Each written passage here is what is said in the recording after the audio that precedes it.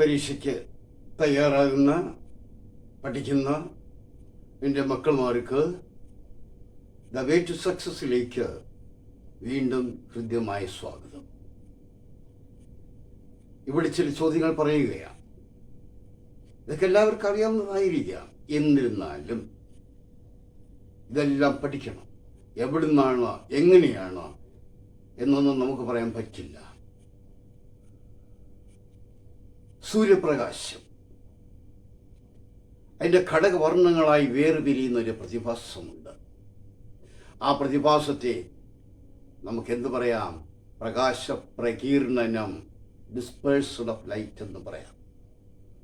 സമന്വിത പ്രകാശം ഘടകവർണ്ണങ്ങളായി വേർതിരിയുന്ന പ്രതിഭാസമാണ്. Multiple choice ഉത്തരം തരും. അതിൽ നമ്മൾ ഏതെഴുതും? പ്രകീർണനം. 7 ഘടകവർണ്ണങ്ങളുണ്ട്. ഈ 7 ഘടകവർണ്ണങ്ങളുടെ ക്രമമായ ഒരു വിതരണമുണ്ട്.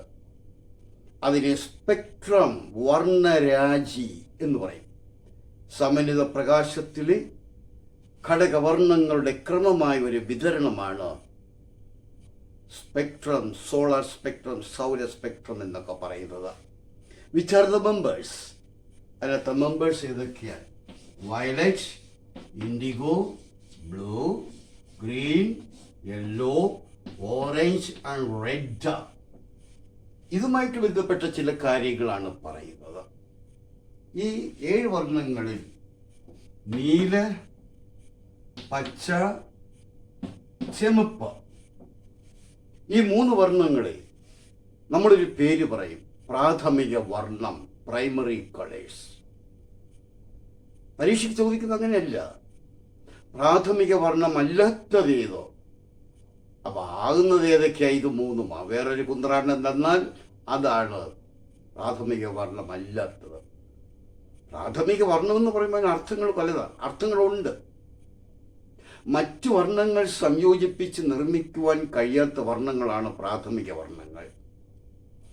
എന്നാൽ ഈ വർണ്ണങ്ങൾ ഉപയോഗിച്ച് അനുയോജ്യമായ വിധത്തിൽ നമുക്ക് സംയോജിപ്പിച്ചാൽ വെള്ള കിട്ടും. നീല, പച്ച, ചുമപ്പ് ഇവ മിക്സ് ചെയ്താൽ വെള്ള കിട്ടും. എന്നാൽ മറ്റു വർണ്ണങ്ങൾ സംയോജിപ്പിച്ച് ഈ വർണ്ണങ്ങളെ നമുക്ക് നിർമ്മിക്കുവാൻ കഴിയത്തില്ല.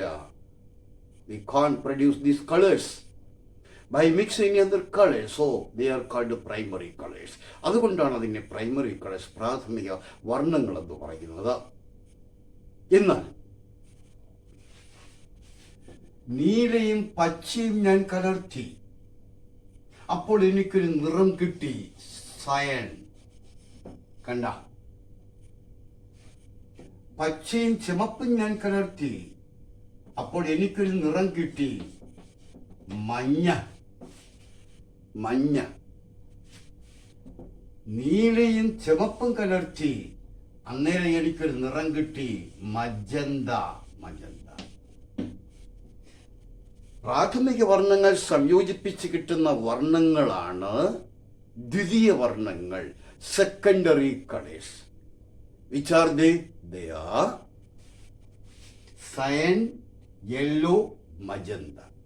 സൈൻ ആരൊക്കെ ചേരുന്നതാണ്? നീലയും പച്ചയുമാണ്. പച്ചയും ചുമപ്പും കലർന്നാൽ കിട്ടുന്നത് ഏതാ? യെല്ലോ. ചുമപ്പും നീലയും കലർന്നാൽ മജന്ത കളർ കിട്ടും. അപ്പൊ കൂട്ടത്തിൽ പെടാത്തതേതാ?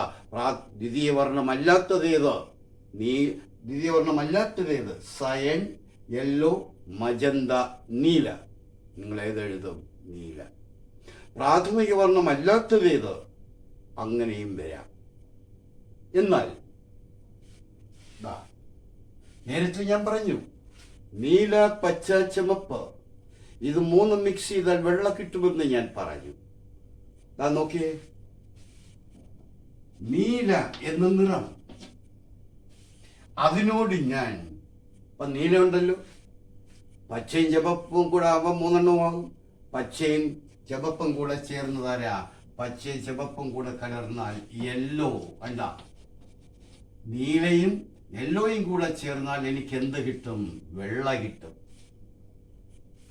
നീല ഒരു പ്രാഥമിക വർണ്ണമാണ്. യെല്ലോ വർണ്ണ ജോഡിയാണ്. വർണ്ണ ജോഡി. ഒരു പ്രാഥമിക വർണ്ണത്തിനോട് വെള്ള കിട്ടുവാൻ ചേർക്കുന്ന പെയർ ഓഫ് കളർ, വർണ്ണ ജോഡി. ആ വർണ്ണ ജോഡിയെ ഞാനൊരു പേര് പറയും, പൂരകവർണ്ണം, കോംപ്ലിമെന്ററി കളർ. അപ്പൊ നീലയുടെ പൂരകവർണ്ണം ഏതാണെന്ന് ചോദിച്ചാൽ യെല്ലോ എന്ന് പറയണം. നീലയുടെ പൂരകവർണ്ണം ഏതാണ്? യെല്ലോ എന്ന് പറയണം. എങ്കിൽ പച്ചയുടെ പൂരകവർണ്ണം ഏതായിരിക്കും? പച്ചയുണ്ടല്ലോ, ഇനി നീലയും ചുവപ്പും മതിയല്ലോ. നീലയും ചുവപ്പും കൂടെ കലർന്നാൽ, നീലയും ചുവപ്പും കൂടെ കലർന്നാൽ മജന്ത. കണ്ട? എങ്കിൽ ചുവപ്പിന്റെ പൂരകവർണ്ണം ഏതാ? ചുവപ്പുണ്ട്, ഇനി നീലയും വേണം, പച്ചയും വേണം, അത് സയൻ. അപ്പോൾ നീലയുടെ പൂരകവർണ്ണം മഞ്ഞ, പച്ചയുടെ പൂരകവർണ്ണം മജന്ത, ചുമപ്പിന്റെ പൂരകവർണ്ണം cyan, complementary colour. The pair of colours which are added to a primary color to obtain white. അതാണ് കോംപ്ലിമെന്ററി കളർ എന്ന് പറയുന്നത്. ഇന്നൊരു പാട്ട് സൗരസ്പെക്ട്രത്തിൽ അടങ്ങിയിരിക്കുന്ന ദ്വിതീയ വർണ്ണം ഏതാണെന്ന് ചോദിച്ചാൽ നിങ്ങൾ എന്ത് പറയും? സൗരസ്പെക്ട്രത്തിൽ അടങ്ങിയിരിക്കുന്ന ദ്വിതീയ വർണ്ണം ഏതാണ് എന്ന് ചോദിച്ചാൽ, സൂര്യപ്രകാശത്തിലൊരു ദ്വിതീയ വർണ്ണമുണ്ട്, 3 പ്രാഥമിക വർണ്ണമുണ്ട്, അതിനകത്തൊരു ദ്വിതീയ വർണ്ണവുമുണ്ട്. അതേതാ? മഞ്ഞ. മഞ്ഞ ഓർത്തിരിക്കണം. ഇനി എല്ലാ നിറങ്ങളെയും ആഗിരണം ചെയ്യുന്ന പ്രതലം, എല്ലാ നിറങ്ങളെയും ആഗിരണം ചെയ്യുന്ന പ്രതലം കറുപ്പായി കാണപ്പെടും. ഓർത്തു വച്ചിരിക്കണം. എല്ലാ നിറങ്ങളെയും പ്രതിഫലിപ്പിക്കുന്ന പ്രതലം വെള്ളയായി കാണും. ഓർമ്മ വേണം, എല്ലാ നിറങ്ങളെയും ആഗിരണം ചെയ്യുന്ന പ്രതലം കറുപ്പ്, എല്ലാ നിറങ്ങളെയും പ്രതിഫലിപ്പിക്കുന്ന പ്രതലം വെള്ള. നേരത്തെ പറഞ്ഞു, നീല, പച്ച, ചുമപ്പ് ഈ വർണ്ണങ്ങൾ ചേർന്നാൽ വെള്ള കിട്ടുമെന്ന്. 7 വർണ്ണങ്ങൾ ചേർന്നാലും വെള്ള കിട്ടും. അത് സർ ഐസക് ന്യൂട്ടന്റെ ഒരു പരീക്ഷണമാണ്. ന്യൂട്ടന്റെ വർണ്ണപമ്പരം എന്ന് പറയും. ഒരു സർക്കുലർ ഡിസ്കിനകത്ത് 7 നിറങ്ങൾ ഒരു പ്രത്യേക രീതിയിൽ ക്രമീകരിച്ച് പെയിന്റ് ചെയ്യും. എന്നിട്ട് അതിനെ വളരെ വേഗതയിൽ കറക്കും. കറക്കുമ്പോൾ the individual colors disappear. വർണ്ണങ്ങളെല്ലാം അപ്രത്യക്ഷപ്പെടും. and the disk appear white. ആ ഡിസ്ക് വെള്ളയായിട്ട് കാണപ്പെടും. അത് പരീക്ഷണം, ന്യൂട്ടന്റെ കളർ ഡിസ്ക് എക്സ്പെരിമെന്റ് എന്നാണ് പറയുന്നത്. അങ്ങനെ വെള്ളയായിട്ട് കാണുന്നത് നമ്മുടെ കണ്ണിന്റെ ഒരു കഴിവും കൂടിയാണ്. കഴിവാണത്. എന്താ കഴിവ്? ഒരു വസ്തുവിനെ ഞാൻ നോക്കി,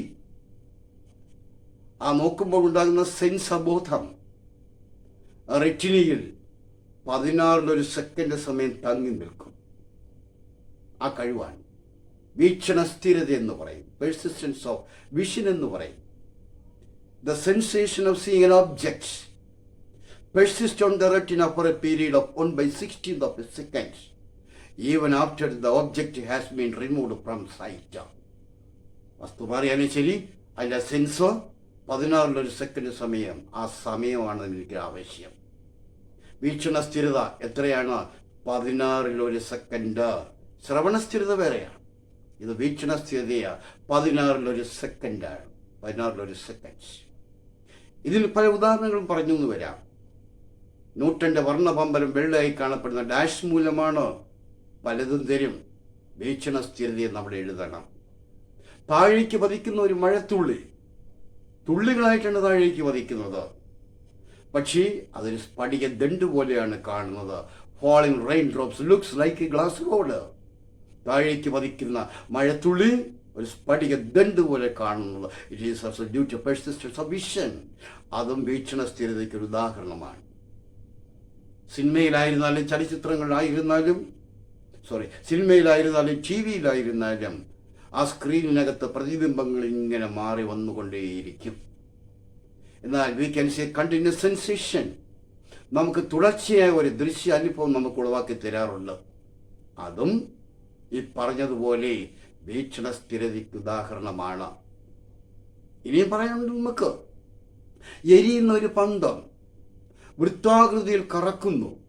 അവിടെ ഒരു അഗ്നിവലയം കാണുന്നില്ലേ? ഉണ്ട്. പിന്നെ glowing embrace will rapid in a circle. We can see a ring of fire.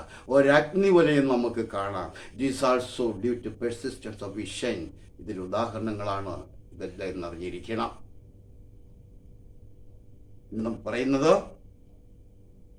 7 നിറങ്ങൾ, വിബ്ജിയോ, ഇതെല്ലാം വേവ് ലെങ്തിൽ തരംഗദൈർഘ്യത്തിൽ വ്യത്യാസപ്പെട്ടിരിക്കുകയാണ്. 7 നിറങ്ങൾ തരംഗദൈർഘ്യത്തിൽ വ്യത്യാസപ്പെട്ടിരിക്കുകയാണ്. തരംഗദൈർഘ്യം കുറവായ വയലറ്റ്, അങ്ങനെ കൂടി കൂടി കൂടി തരംഗദൈർഘ്യം ഏറ്റവും കൂടുതൽ ചുമപ്പാണ്. ഈ വേർതിരിവാനുള്ള കാരണവും വേവ് ലെങ്തിലുള്ള വ്യത്യാസം എന്ന് നമുക്ക് വേണ്ടി വന്നാൽ പറയാം. ഒരു പ്രിസത്തിൽ കൂടി കടത്തിവിടുമ്പോഴാണ് ഇത് 7ആയിട്ട് വേർതിരിയുന്നത്. പ്രിസത്തിന്റെ ബേസിന് അടുത്തേക്ക് കൂടുതൽ ചരിഞ്ഞു വരുന്നത് വയലറ്റ് ആണ് എന്നറിഞ്ഞിരിക്കണം. ബോളോട്ട് ശ്രദ്ധിക്കും.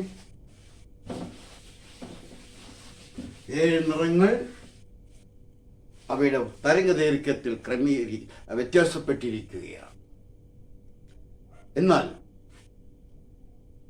റേഡിയോ തരംഗം, ഇൻഫ്രാറെഡ്, ദൃശ്യപ്രകാശം, ultraviolet, x-rays, gamma rays, cosmic rays, ഇതെല്ലാം വൈദ്യുത കാന്തിക തരംഗങ്ങളാണ്. ഇലക്ട്രോ മാഗ്നറ്റിക് വേവ്സ് ആണ്. ഇതിങ്ങനെ ക്രമീകരിച്ചത് ജെയിംസ് ക്ലാർക്ക് മാക്സ്വെൽ എന്ന സയന്റിസ്റ്റാണ്. അതിൻ്റെ ഓർഡർ എന്ന് പറഞ്ഞ് മനസ്സിൽ കണ്ട് റേഡിയോ തരംഗങ്ങൾ, ഇൻഫ്രാറെഡ്, ദൃശ്യപ്രകാശം, നമുക്ക് ഭൂമിയിലെത്തുന്ന ദൃശ്യപ്രകാശം, ultraviolet, x-rays, gamma rays, cosmic തരംഗങ്ങൾ, സെക്കൻഡറി കോസ്മിക് തരംഗങ്ങൾ, ഇതെല്ലാം ക്രമീകരിച്ച് വെച്ചിരിക്കുന്നത് ജെയിംസ് ക്ലാർക്ക് മാക്സ്വെല്ലാണ്. സൂര്യപ്രകാശത്തിൻ്റെ ഇരുവശങ്ങളിലായി 2 ആത്മമിത്രങ്ങളുണ്ട്, ഇൻഫ്രാറെഡും അൾട്രാ വയലറ്റും. How do you detect the presence of infrared in the sunlight? സൂര്യപ്രകാശത്തിൽ ഇൻഫ്രാറെഡിന്റെ സാന്നിധ്യം നമുക്കെങ്ങനെ മനസ്സിലാക്കാം? ഇതെല്ലാം പാർട്ടി ചോദ്യങ്ങളാണ്. സൂര്യപ്രകാശം നമ്മുടെ ശരീരത്തിൽ വന്ന് പതിക്കുമ്പോൾ നമുക്ക് എന്ത് തോന്നും? തണുപ്പാണോ ചൂടാണോ? ചൂടല്ലേ? കണ്ട, ആ താപത്തിന് കാരണം ഇൻഫ്രാറെഡ് ആണ്. കണ്ട, ഇൻഫ്രാറെഡ് ആണ് താപത്തിന് കാരണം. ഇൻഫ്രാറെഡിൻ വേവ് ലെങ്ത് കൂടുതലാണ്. ആ വേവ് ലെങ്ത് കൂടുതലായതുകൊണ്ട് സ്കാറ്ററിങ് കുറവായിരിക്കും. അതുകൊണ്ട് അകലെയുള്ള വസ്തുക്കളുടെ ഫോട്ടോ എടുക്കുവാൻ സഹായിക്കുന്നത് ഇൻഫ്രാറെഡ് വികിരണങ്ങളാണ്. ഇൻഫ്രാറെഡ് ഫോട്ടോഗ്രാഫി എന്നാണ് പറയുന്നത്. ഇനി അൾട്രാവയലറ്റ് എങ്ങനെ മനസ്സിലാക്കാം? അതൊക്കെ ഏർപ്പാട്ടാണ്. അൾട്രാവയലറ്റിന്റെ പ്രസൻസ് ഫോട്ടോഗ്രാഫിക് പ്ലേറ്റിൽ കെമിക്കൽ റിയാക്ഷൻസ് വരുത്തുന്നതിൽ നിന്ന് മനസ്സിലാക്കാൻ പറ്റും.